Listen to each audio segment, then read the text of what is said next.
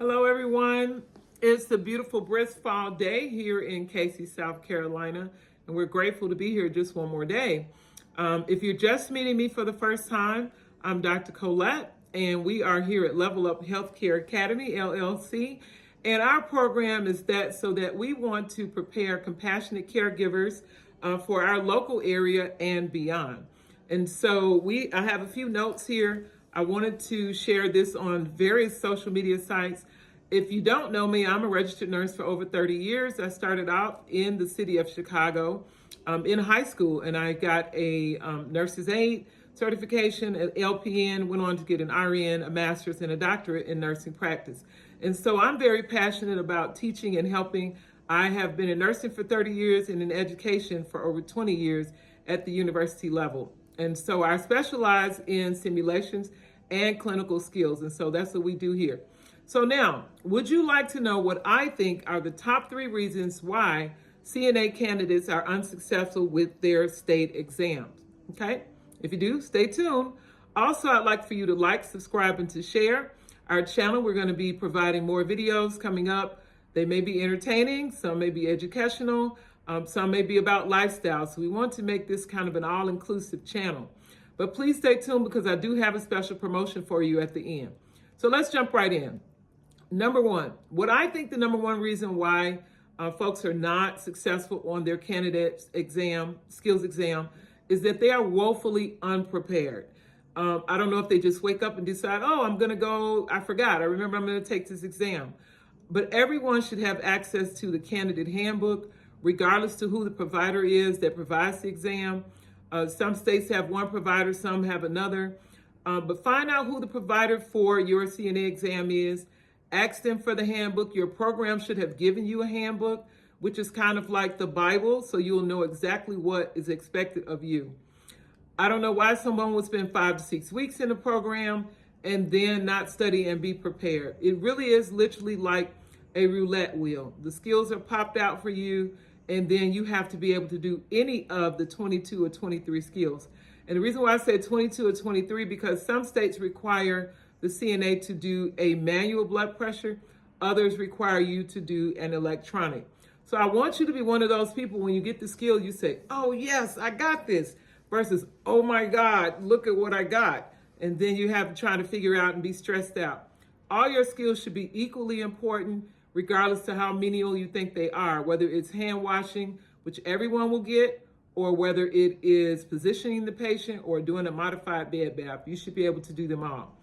The second reason, so the first one, remember, was practicing. Practice. The second reason, and practice all the skills. The second reason is pretending instead of actually doing the skills when you're practicing. My daughter's swim coach used to say, she was on a swim team in Charlotte, and he used to always say, practice does not make perfect. And people were like, what? Practice doesn't make perfect? That's what we've heard all our life. No. His point is perfect practice makes perfect. So unless you practice perfectly, you won't be perfect. So you see a lot of people are cutting corners. They're pretending to wash the foot, not taking the sock off. You need to actually do the skills. So when you get to your exam, it will be like second nature. You've done it. It's like you get up every morning and brush your teeth. Speaking of brushing teeth, when you brush your teeth, you're going to brush someone's teeth. You actually need to put toothpaste on the toothbrush, and you actually need to use a new toothbrush, and brush their teeth and assist them, okay? Don't try to pretend. This means you actually need to do it. If it says that you need to assist the client, you need to actually assist them. You need to actually touch them. You need to actually hold the emesis basin up to their mouth if they're brushing their teeth, okay? You manage your exam. You are the person. Don't let the candidate help you, tell you what to do. You manage your own exam, okay? You control the exam. Number three, running out of time.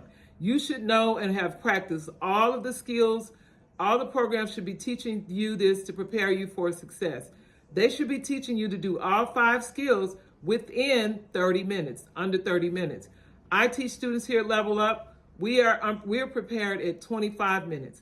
And you say, well, why do you need that extra 5 minutes? Because trust me, the day of your exam, You're going to have a new examiner. You may be in a new location. It's going to increase your anxiety. It's going to increase your nervousness.